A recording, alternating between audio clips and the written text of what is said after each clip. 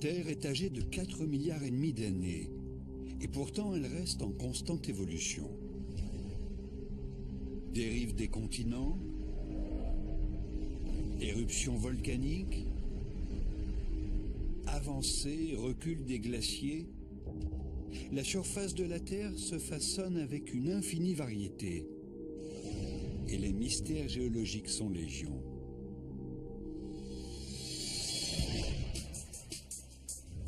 Aujourd'hui, nous partons à la découverte d'un titan européen, la chaîne des Alpes. Ses sommets flirtent avec les nuages. Ses glaciers s'étendent à perte de vue. Et ses pics imposent leur silhouette découpée sur l'horizon. Le massif alpin est l'une des formations montagneuses les plus dynamiques et les plus dangereuses de la planète. C'est un environnement énigmatique. Les montagnes s'effondrent sur elles-mêmes. La roche vient des profondeurs de l'océan. Les géologues ont longtemps étudié la structure de la pierre et la composition des glaciers. Ils n'ont cessé de parcourir ces sommets pour comprendre leur formation et leur évolution actuelle.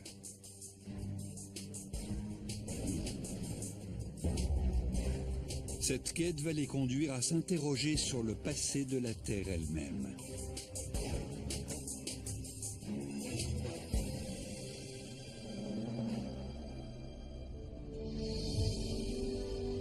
Avec près d'une centaine de sommets culminant à plus de 4000 mètres, les Alpes surplombent l'Europe.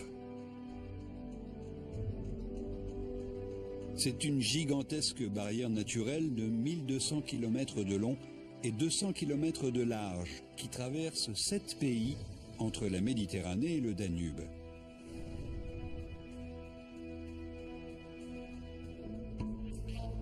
Avec le Cervin, reconnaissable entre tous, et le Mont Blanc, point culminant d'Europe occidentale, les Alpes font partie des principales chaînes de montagnes du monde. Formées il y a seulement 30 millions d'années, elles sont également l'une des plus jeunes. Siècle après siècle, ces formations rocheuses ont intrigué les hommes. Comment les Alpes se sont-elles formées ? Nombreux sont ceux qui ont tenté de comprendre ce processus. Le premier à percer le mystère est un homme de la Renaissance, Léonard de Vinci. Ce grand artiste est également un scientifique. Sa curiosité intellectuelle embrasse tous les domaines de la connaissance. Il voit le monde comme une série d'énigmes à résoudre.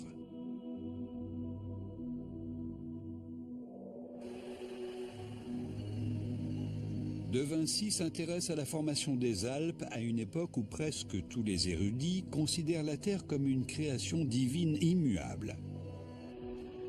La rumeur d'une découverte étonnante incrustée dans la roche éveille sa curiosité. En 1510, il se rend sur place.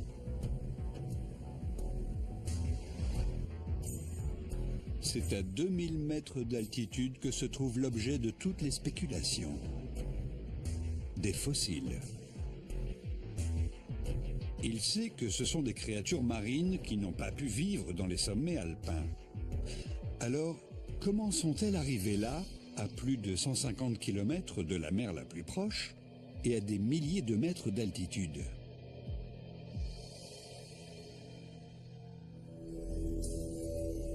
Au XVIe siècle, la puissante Église catholique règne sur le monde des sciences. Elle décrète que ces fossiles marins ont dû se former au temps de Noé, en 2300 avant notre ère. La Genèse décrit comment Dieu, affligé par la cruauté des hommes, ordonne un déluge cataclysmique. Toute forme de vie est décimée, à l'exception des espèces qui trouvent refuge dans l'arche de Noé. C'est le grand torrent d'eau qui, en déferlant sur le monde, a emporté ces créatures marines à des centaines de kilomètres à l'intérieur des terres. Mais cette explication ne convainc pas Léonard de Vinci, qui poursuit ses investigations.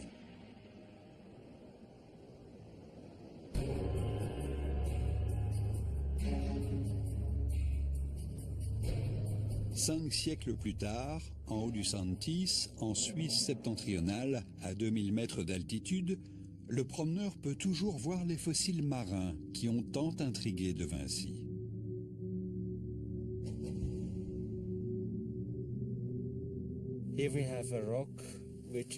Voici une roche pratiquement recouverte de fossiles. Nous avons ici la coupe transversale d'une palourde. Et plus bas, le squelette d'un corail. De Vinci examine attentivement les roches émaillées de fossiles. Il finit par trouver les restes fossilisés de mollusques dont les deux coquilles sont étonnamment intactes. À supposer que la théorie biblique d'un déluge universel soit vraie, le puissant torrent d'eau aurait déchiqueté cette délicate créature.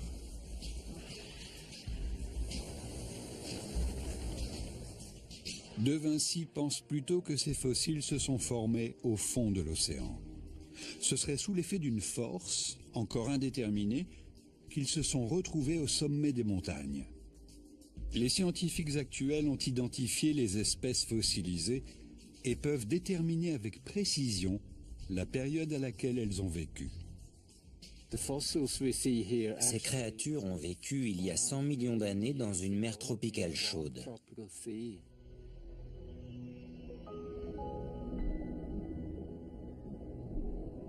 Les récifs coralliens de cette mer tropicale primitive regorgeaient de vie. Les fonds marins étaient tapissés d'oursins, de coquillages et de nombreuses autres espèces désormais éteintes. Exactement comme De Vinci l'avait deviné, certaines de ces créatures ont été préservées intactes à travers les siècles. Leurs coquilles ont été recouvertes par les sédiments au fond de la mer, et elles se sont fossilisées quand les sédiments se sont transformés en roches. Ces fossiles renfermeraient-ils le secret de la formation des Alpes? C'est encore une fois l'acuité des observations du savant italien qui vont le dire. Il constate que le grès, la roche dans laquelle se sont incrustés les fossiles, forment des strates qui plongent à des centaines de mètres de profondeur. 400 ans plus tard, on découvre en plus des fossiles un élément caché dans la structure microscopique du grès qui permet de résoudre le mystère de la formation des Alpes. Ce sont les restes de centaines de milliards de coquilles.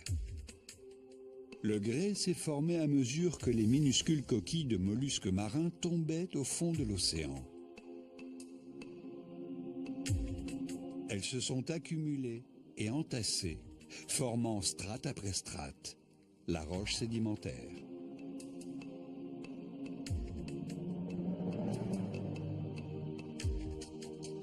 Le mont Santis, comme une grande partie des Alpes, est presque entièrement constitué de coquilles de créatures marines. Ces bancs de grès de centaines et de centaines de mètres de haut témoignent du phénomène de sédimentation qui a eu lieu au fond de l'océan. Nous avons ici d'immenses bancs de grès. Ces couches de plancher océanique ont été élevées dans les airs lors de la formation de la chaîne alpine.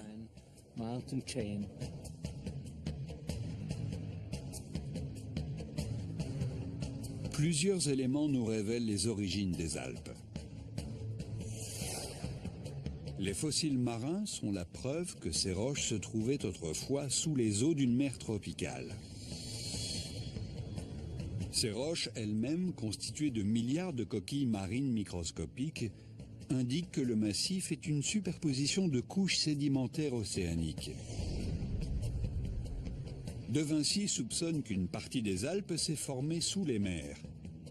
Mais comment expliquer le soulèvement de ces couches sédimentaires?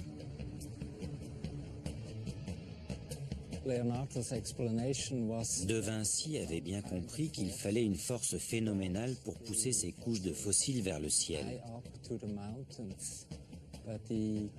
Mais il n'arrivait pas à expliquer les mécanismes de ce mouvement.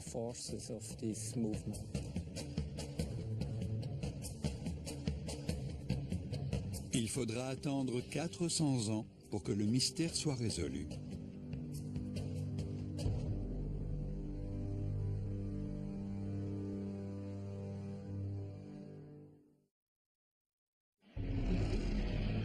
Les Alpes. La colonne vertébrale rocheuse de l'Europe s'élève à plusieurs milliers de mètres au-dessus du niveau de la mer, à des centaines de kilomètres dans les terres. Une grande partie des roches alpines viennent du fond de l'océan. Une force extraordinaire les a fléchies et courbées, les mettant sans dessus-dessous.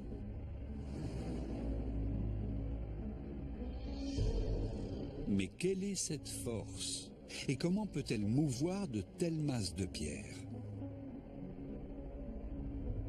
Dans les années 1870, le géologue suisse Arnold Escher et l'un de ses étudiants, Albert Heim, observent une étrange ligne gravée dans la montagne du Tschingelhorn.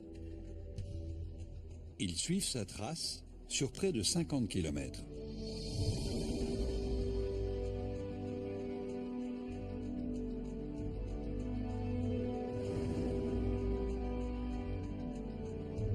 Inaccessible sur presque toute sa longueur, cette ligne peut être examinée de près aux environs du village d'Elm en Suisse.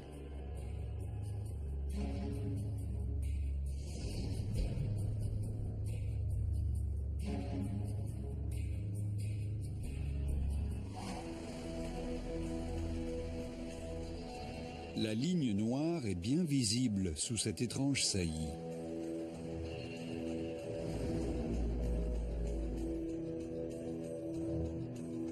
Au-dessus, Escher et Heim identifient une roche sédimentaire ancienne. En dessous, et contre toute attente, se trouve une couche de roche beaucoup plus récente. Dans la partie inférieure, nous avons un flysch. Ce sont des schistes vieux d'environ 35 millions d'années. Dans la partie supérieure, nous avons du verrucano, qui s'est formé il y a entre 260 et 270 millions d'années.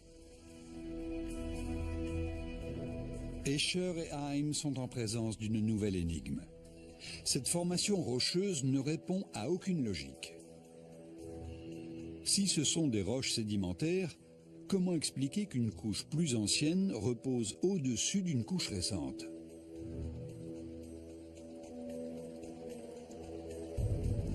En étudiant les plissements et les drapés des montagnes alentours, Escher et Heim développent la théorie selon laquelle ces roches auraient été interverties. Imaginez une grosse couche de sédiments qui se casse brusquement. Une partie pourrait alors glisser sur l'autre. C'est ainsi que les sédiments plus anciens se retrouvent au-dessus de sédiments plus récents. Une force horizontale exceptionnelle a fait glisser ces roches anciennes sur les couches sédimentaires plus récentes sur près de 50 km.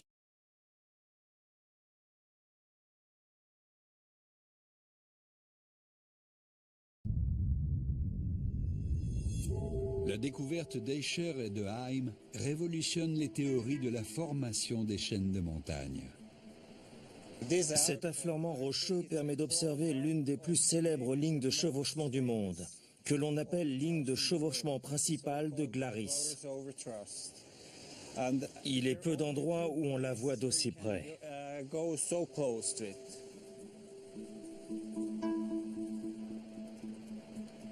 Ce site témoigne du phénomène géologique prodigieux à l'origine des Alpes.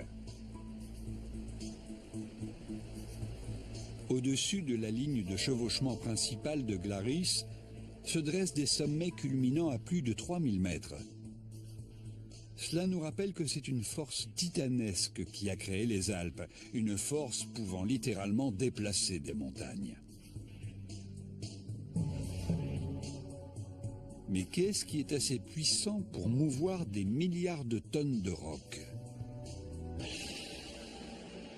Les scientifiques savent désormais qu'un tel processus n'est possible que lors d'une collision entre deux continents sous l'effet de la tectonique des plaques.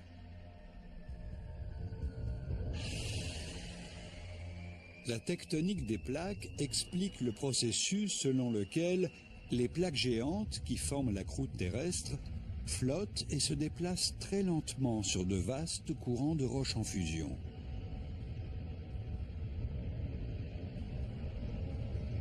À l'échelle de millions d'années, les continents entrent en collision ou se séparent. Des océans se forment et disparaissent.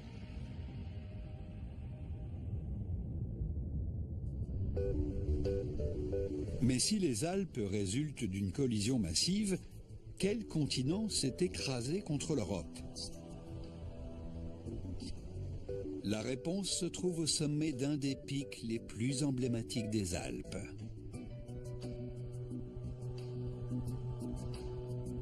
Noyé dans les nuages, il se dérobe souvent à la vue. Le voilà. Enfin. Sa silhouette unique a rendu le Cervin célèbre à travers le monde. Culminant à 4478 mètres, c'est l'un des monts les plus élevés des Alpes. Dans ses entrailles se cache une autre ligne de chevauchement. Ici, la roche sédimentaire marine chevauche la croûte continentale européenne.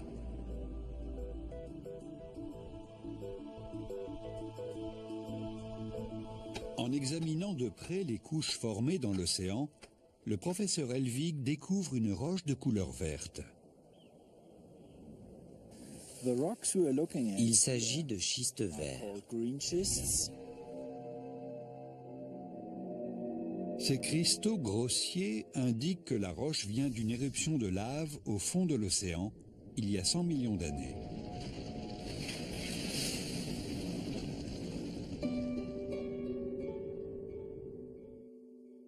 Au début du XXe siècle, les scientifiques font une découverte encore plus étrange à propos de la roche qui coiffe le Cervin.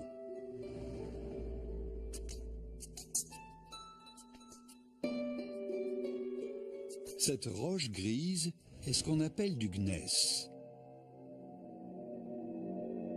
En identifiant les origines de cette roche, les géologues découvrent qu'elle ne vient pas d'Europe et qu'elle est plus vieille que le plancher océanique de 200 millions d'années. Cette roche vient d'un continent vieux de 2 milliards d'années, à près de 1000 km au sud, l'Afrique. La roche de la section supérieure de ce sandwich alpin est d'origine africaine. Au centre se trouve une portion de croûte océanique. Et tout en dessous, ce sont des roches européennes.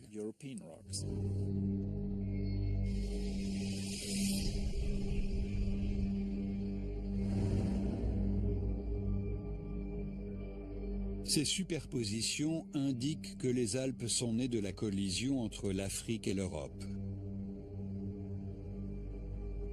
Le résultat? Cette montagne constituée de 3 types de roches différentes.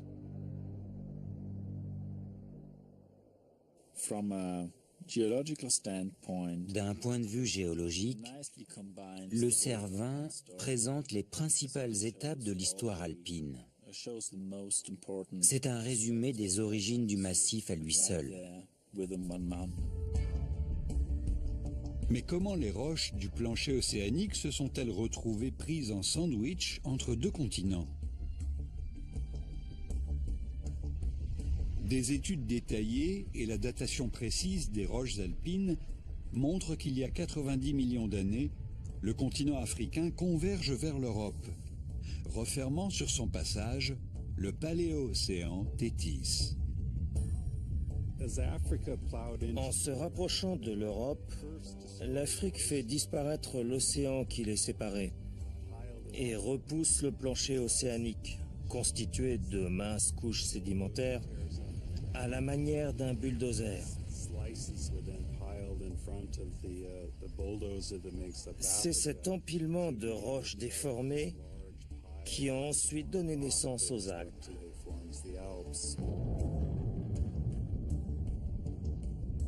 Le plancher océanique se froisse à mesure qu'avance le continent africain.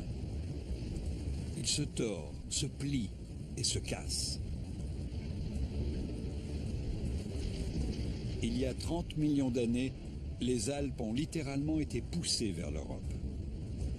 L'Afrique a glissé sur les autres couches pour former une superposition de roches qui deviendra le Cervin.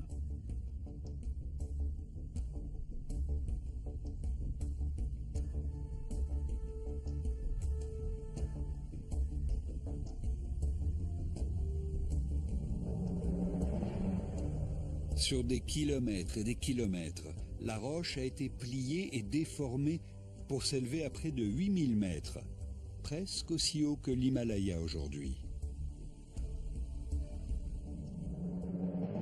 En étudiant comment les Alpes ont émergé du plancher océanique, les géologues découvrent une ligne de 50 km, le long de laquelle des roches anciennes chevauchent des roches plus récentes.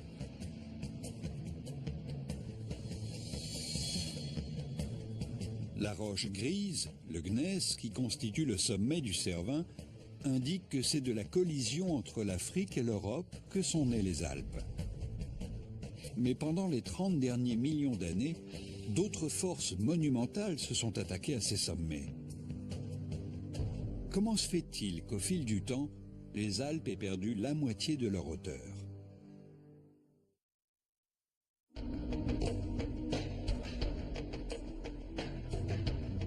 Il y a 30 millions d'années, les sommets alpins culminaient à près de 8000 mètres, soit pratiquement 2 fois plus haut que le Mont Blanc aujourd'hui.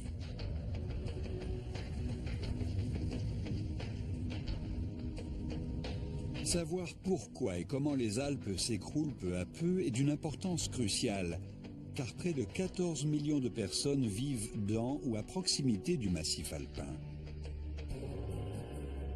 Le mont Hilorn, en Suisse, fournit un élément déterminant de réponse.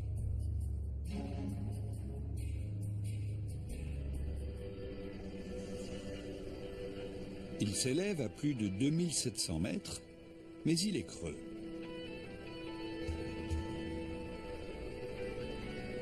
L'Hilorn est rongé par l'intérieur.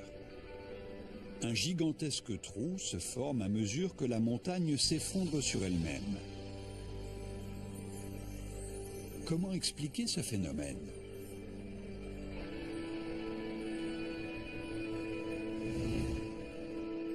L'Hilorn est constitué d'un mélange friable de boue et de roches provenant du plancher océanique. En hiver, les parois sont renforcées par la glace qui fait office de ciment, mais au printemps, avec le dégel, elles s'effritent.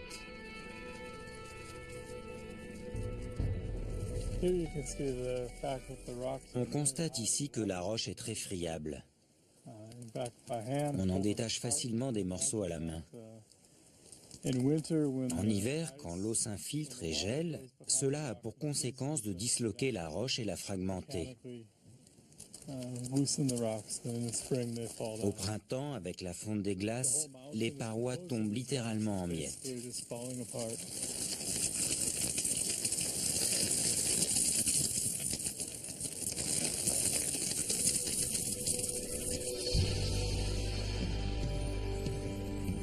La friabilité des parois rocheuses, alliée à l'action naturelle du gel et du dégel, fait de cette montagne un édifice instable. Durant les 10 derniers millénaires, 100 000 millions de tonnes de roches se sont effondrées, creusant ainsi une immense crevasse que l'on appelle le gouffre de l'île Graben. Mais où est passée toute cette masse rocheuse ? Suivons le professeur McCardell qui descend le lit d'une rivière apparemment asséchée. Elle prend source au cœur de la montagne et se jette dans le Rhône. L'explication se trouve sous ce village masqué par la végétation. Il s'agit d'une vaste plateforme de gravats de plus de 450 mètres de profondeur qui s'étend sur 2,5 km².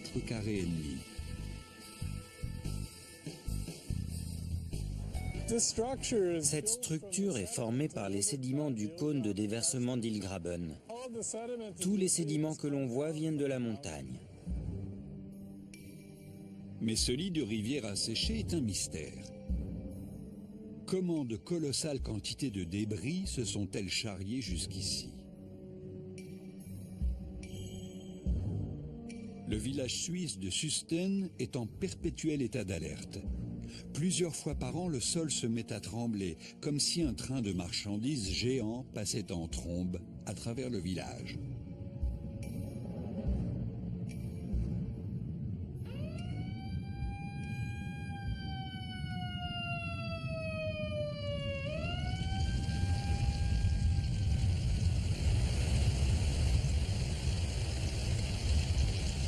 En un instant, ce lit asséché voit déferler un torrent de roches.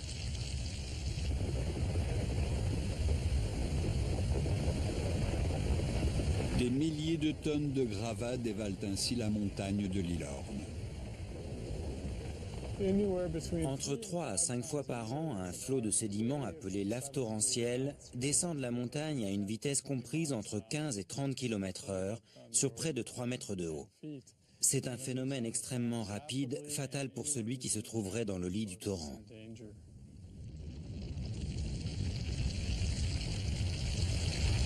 Chaque fois qu'il pleut, des débris cascadent de la montagne, faisant de ce site de lave torrentielle l'un des plus actifs de la planète.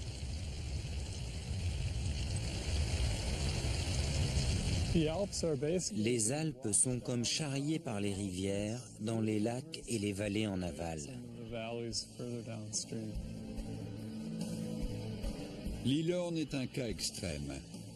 Il illustre un processus d'érosion qui en fait l'un des terrains montagneux les plus dangereux de la planète.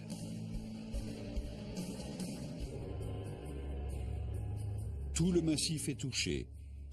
Dans les Alpes bernoises, les blocs de roches instables ont donné naissance à un site magnifique. Le lac d'Oschinen est niché à 1578 mètres d'altitude et il s'étend sur 1 km². En théorie, ce lac est une aberration.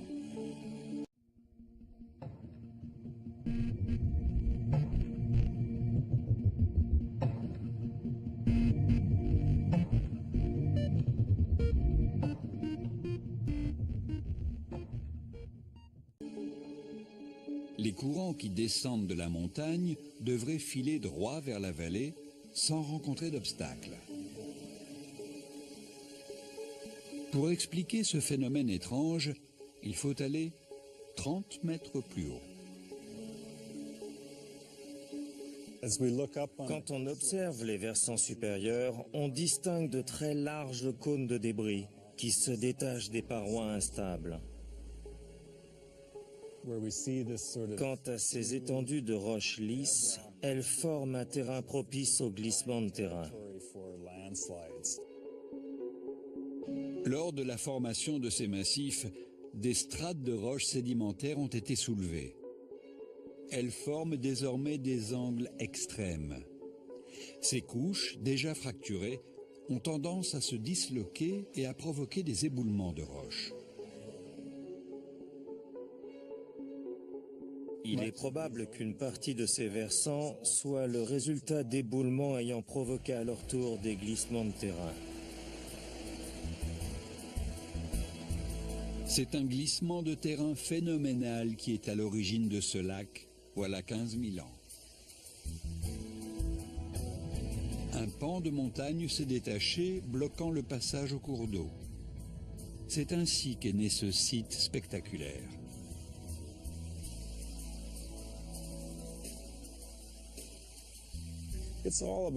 C'est la gravité qui, au bout du compte, abat les montagnes. Les rivières coulent et charrient des débris, puis surviennent les glissements de terrain. C'est un processus fréquent dans les Alpes. Des versants escarpés et des roches instables font que cette chaîne de montagnes est en constante évolution. Dans seulement quelques milliers d'années, la gravité aura raison du lac d'Oshinen en le comblant de débris rocheux. Au cours des 30 derniers millions d'années, les Alpes se sont désagrégées à une échelle phénoménale. Certains sommets ont perdu près de 3000 mètres d'altitude. Où sont passées ces centaines de millions de tonnes de roches?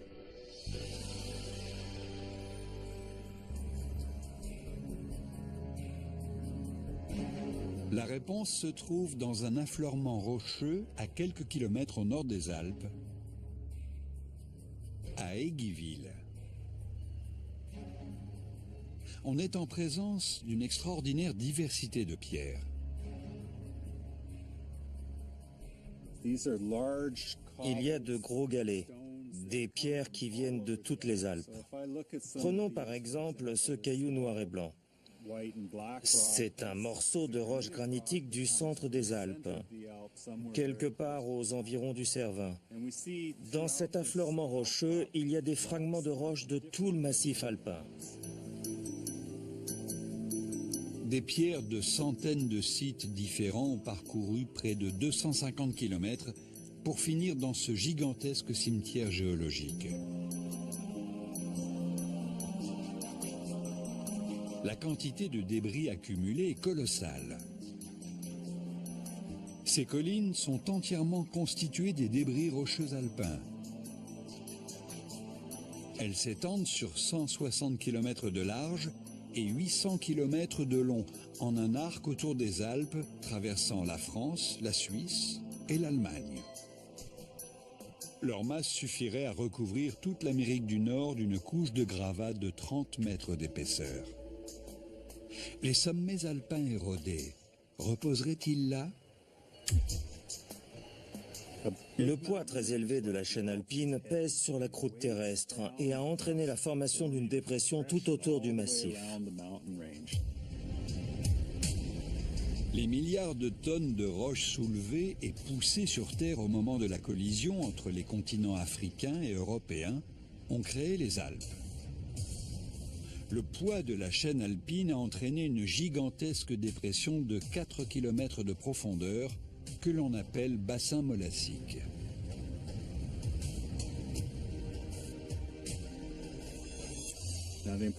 L'importance de cette dépression en fait un piège où s'accumulent tous les sédiments de l'érosion alpine. La datation de ces gravats indique que depuis la formation du massif alpin, les rivières charrient les débris de son érosion sur des centaines de kilomètres pour les déverser dans ce gigantesque bassin. Les roches que nous voyons ici sont des débris, les résidus des Alpes accumulés depuis 30 millions d'années. Ces roches-ci ont près de 25 millions d'années. Ces galets sont des fragments de toutes les roches qui forment la chaîne alpine. Pendant 30 millions d'années, les débris de l'érosion alpine se sont déversés dans cette fosse de 77 000 km². Ce phénomène a donné naissance à une série de collines au nord des Alpes. Serait-ce là que sont passés les sommets montagneux? Si l'on remettait tout en place, les Alpes rivaliseraient encore avec les monts himalayens. Les géologues savent maintenant pourquoi les Alpes sont 2 fois moins élevées qu'à leur formation. Ils ont découvert les débris de leur érosion. Constitués de roches friables, les sommets se désagrègent avec le temps. Les débris qui dévalent les parois escarpées indiquent que des strates fragilisées se décrochent des flancs de la montagne. Le bassin molassique où s'accumulent des roches provenant de toutes les Alpes est la preuve de leur effondrement. Il y a 2 millions d'années, le paysage connaît un brusque bouleversement. Des falaises escarpées entaillent les Alpes et de gigantesques pics s'élèvent dans les nuages. Une force phénoménale et nouvelle œuvre à resculpter les Alpes.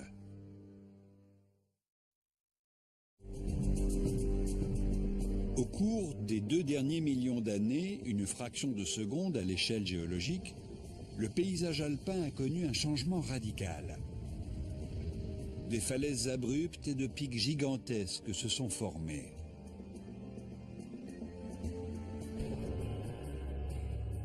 Le plus connu d'entre eux est le mont Eiger en Suisse.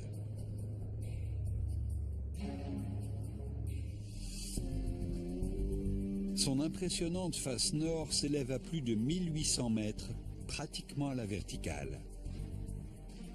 Son ascension est réputée extrêmement dangereuse. Les alpinistes doivent affronter des vents violents, un brouillard glacial, des éboulements de roches et des avalanches. Seuls les meilleurs et les plus aventuriers s'y risquent. On l'appelle face de l'ogre depuis 1935, après qu'une soixantaine d'alpinistes y ont trouvé la mort.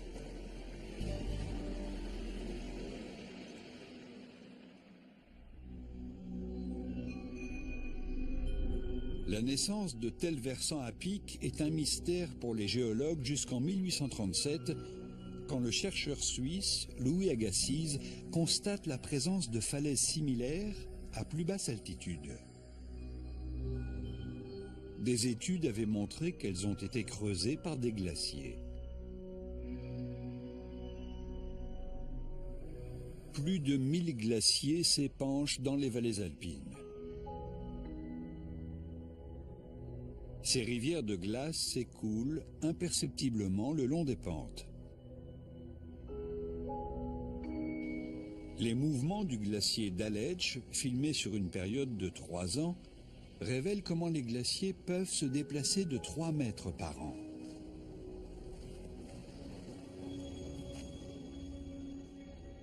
Et quand 2 glaciers se rencontrent, un banc de roches se forme en surface, indiquant qu'un phénomène extraordinaire se passe sous la glace. Il est capable de transformer une étendue rocheuse accidentée en une surface parfaitement lisse. Nous avons ici de la roche parfaitement lisse, qui a été autrefois recouverte de glace. En se déplaçant, le manteau glacé a charrié des cailloux et du sable. Cela a eu pour effet de poncer la surface, comme avec du papier de verre. Mais ce processus n'explique pas à lui seul la formation de pics déchiquetés et du versant nord de l'Eiger, où des pans entiers de montagnes ont été arrachés. Les glaciers représentent une force phénoménale, comme le prouvent ces dalles de granit, où des fissures plongent au cœur de la pierre.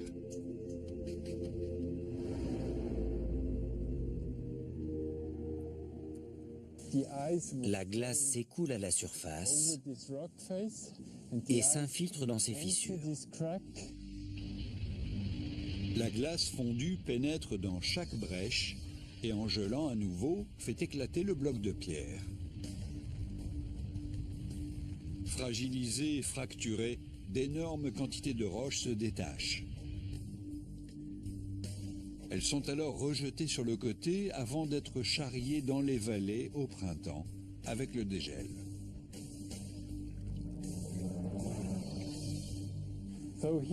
Nous sommes au front du glacier, à son extrémité. Il y a des débris, de l'eau et des blocs de pierre. Ces débris d'érosion glaciaire sont transportés puis rejetés ici. C'est ainsi que les glaciers façonnent le paysage. Mais comment des glaciers ont pu tailler la face nord de l'Eiger ou d'autres pics spectaculaires? Ils s'élèvent à des centaines et des centaines de mètres, bien au-dessus de la portée des glaces abrasives. Agassiz développe une théorie radicale. Les versants des monts présentant un relief accidenté similaire à celui des vallées glaciaires Il en déduit qu'ils ont été également érodés par la glace. Toutes ces observations indiquent que les pics escarpés comme l'Eiger, culminant à plus de 1800 mètres, sont l'œuvre d'anciens et gigantesques glaciers. Mais si Agassiz a raison, comment expliquer la présence de glaciers aussi colossaux? La réponse se trouve au cœur de la plus grande rivière de glace d'Europe, le glacier d'Aletsch. Il s'étend sur plus de 20 km et couvre près de 116 km² sur 900 mètres de profondeur. L'étude du glacier d'Aletsch au sud de la Suisse va permettre aux géologues de comprendre le mécanisme de formation de ces champs immaculés. Le glacier naît en haute altitude, où les températures sont les plus basses et où il neige beaucoup. Pour savoir comment de délicats flocons de neige finissent par former une couche épaisse de glace, le professeur Bauder s'enfonce au cœur du glacier.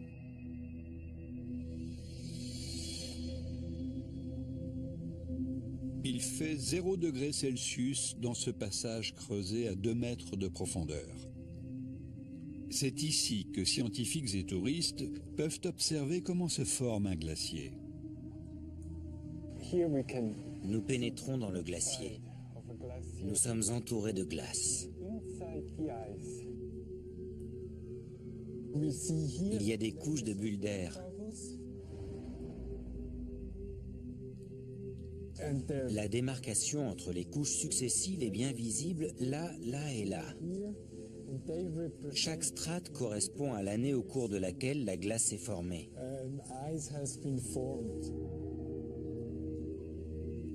Le glacier s'épaissit à mesure que s'accumulent les couches de neige. Ce sont les petites poches d'air entre chaque flocon qui finissent par former des bulles d'air. Sous son propre poids, la neige se tasse et se transforme en glace.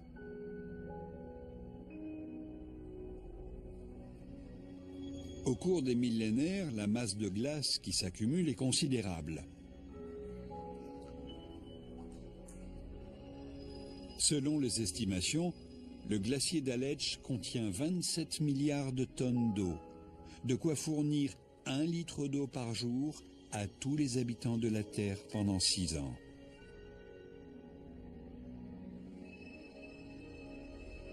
Ce sont les bulles d'air piégées dans la glace il y a des milliers d'années qui détiennent la clé des origines de l'érosion des Alpes. Dans ces bulles, l'air date du temps où elles se sont formées.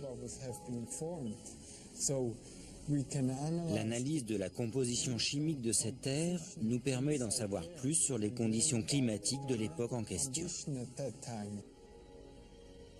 En étudiant ces minuscules capsules temporelles, les glaciologues découvrent qu'il y a 12 000 ans, l'air présentait un très faible taux de dioxyde de carbone. Cela indique un effet de serre réduit. L'atmosphère terrestre laissant échapper plus de chaleur, les températures ont globalement chuté.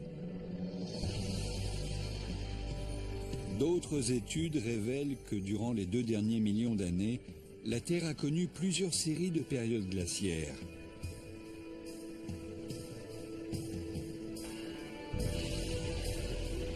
La théorie d'Agassiz est confirmée.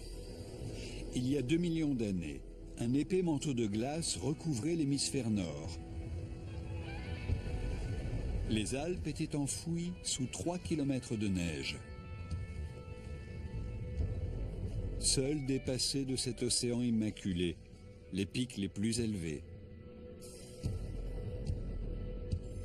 En se déplaçant, la glace a taillé et modelé les versants abrupts des pics alpins, imprimant ainsi leurs traces sur le paysage.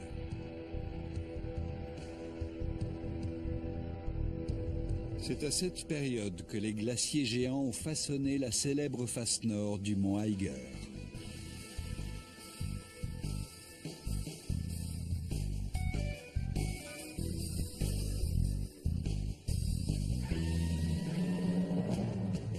En cherchant à comprendre comment l'Eiger et d'autres grands pics alpins se sont formés, les géologues ont découvert des fissures dans des bancs de granit. Elles prouvent que les glaciers ont délité peu à peu les flancs montagneux et de l'air à faible teneur en dioxyde de carbone piégé dans les couches de glace. Il indique que de gigantesques glaciers ont découpé les parois abruptes et les pics qui surplombent les environs. En fondant, il y a 10 000 ans, les grands glaciers ont laissé leur empreinte sur les Alpes. Aujourd'hui, la chaîne de montagnes se désagrège à une vitesse phénoménale. Une nouvelle phase de son évolution semble avoir été amorcée.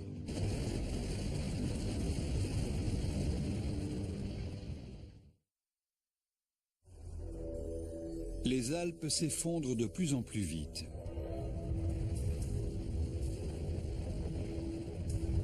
Des millions de tonnes de roches se détachent des parois montagneuses. La cause de ce phénomène se trouve dans les cimes enneigées, vestiges de la dernière période glaciaire.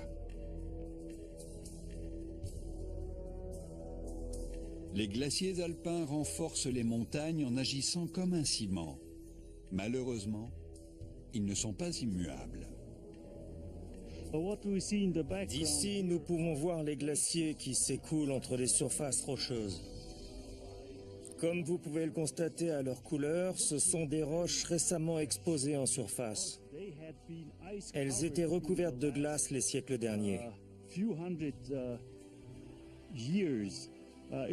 Si vous observez le glacier par ici, vous pouvez voir à côté de la glace une zone de matière grise et de matière marron. C'est en fait la délimitation du glacier en 1874. Cela vous donne une idée de la masse de glace qui a fondu ces 130 dernières années. Les chercheurs pensent que le réchauffement global accélère la fonte des glaciers plus vite que n'importe quel autre facteur ne l'a fait au cours de toute l'histoire alpine. Le retrait des glaciers expose les roches instables qui, n'étant plus cimentées par la glace, risquent de se décrocher et de provoquer des glissements de terrain. La disparition des glaciers a d'autres conséquences tout aussi désastreuses. Quand ces immenses réservoirs d'eau fondent, des millions de litres se déversent le long des pentes pour alimenter les grands fleuves européens.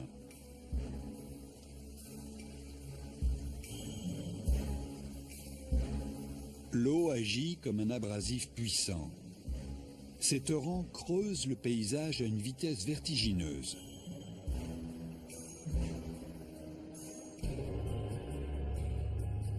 Les preuves de cette érosion en profondeur sont visibles dans la région de Lauterbrunnen.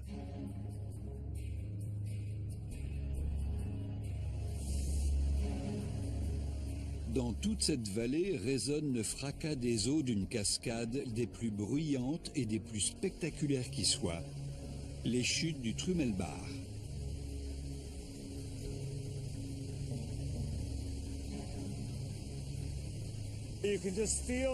On peut sentir la force de l'eau. Trümmelbach veut dire roulement de tambour. Cela illustre bien le cours tumultueux de l'eau qui cascade à travers ces grottes.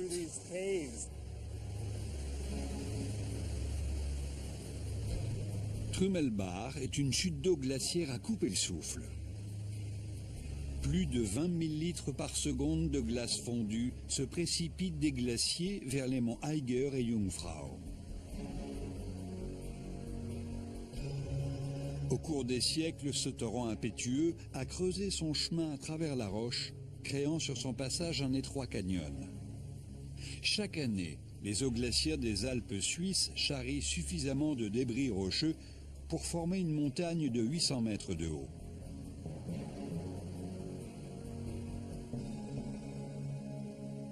Pour les chutes du Trümelbach comme pour les autres cascades alpines, le temps est compté.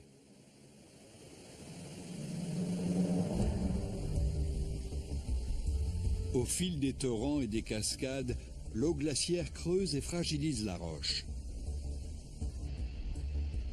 Avec le temps, ces falaises abruptes façonnées par les glaciers s'effritent, laissant place à des vallées fluviales toujours plus profondes. Aujourd'hui, les rivières d'eau glaciaire sont en train de creuser une vallée fluviale qui n'aura plus rien à voir avec le paysage actuel.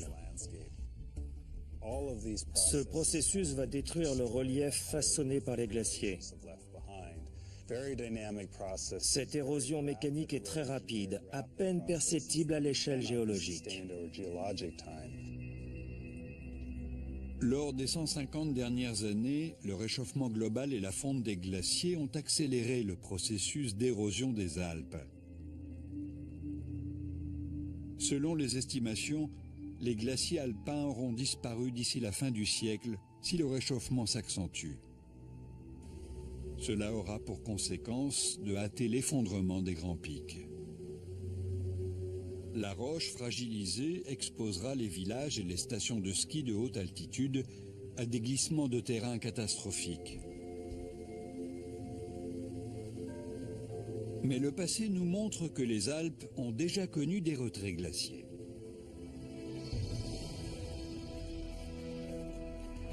En 218 avant notre ère, le grand Hannibal guide une armée de 50 000 hommes et 40 éléphants à travers les Alpes pour marcher sur Rome. C'est une entreprise périlleuse. La traversée automnale dure 15 longs jours. Les pertes humaines sont nombreuses le long de ces sentiers escarpés.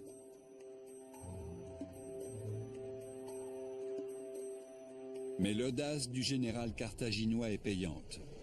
Son armée entre en Italie et défait les Romains. De nos jours, il serait pratiquement impossible de reprendre l'itinéraire d'Hannibal, enseveli par la glace et la neige. Les géologues en déduisent qu'au temps du grand stratège, ces défilés devaient être dégagés. Les glaciers devaient être plus en retrait qu'ils ne le sont aujourd'hui.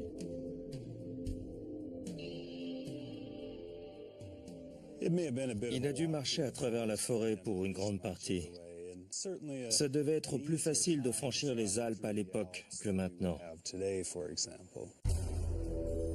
Les variations de l'inclinaison de l'axe terrestre sur son orbite participent au changement de climat, ce qui explique la fonte puis la reformation des glaciers. Si l'histoire se répète, les glaciers se reformeront naturellement dans les Alpes. L'avancée et le recul des glaciers sont des facteurs déterminants dans le processus global d'érosion des Alpes. Les glaciers façonnent les pics rocheux et les rivières creusent les vallées. C'est ainsi que les chaînes de montagnes subissent une constante transformation.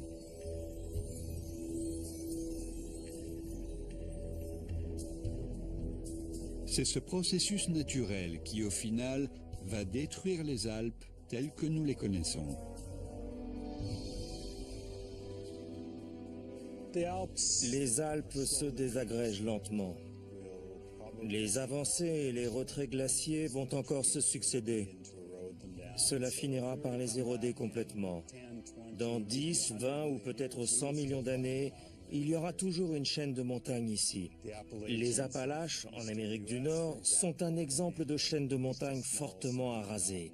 C'est ce qui attend les Alpes. Les Alpes vont s'éroder jusqu'à ne plus faire que la moitié de leur hauteur actuelle, à savoir moins de 1800 mètres d'altitude. Plus aucun glacier ne recouvrira ces sommets, ni n'alimentera les grands fleuves d'Europe. Dans des millions d'années, les basses terres de France, d'Allemagne et d'Europe de l'Est pourraient s'assécher et dépérir.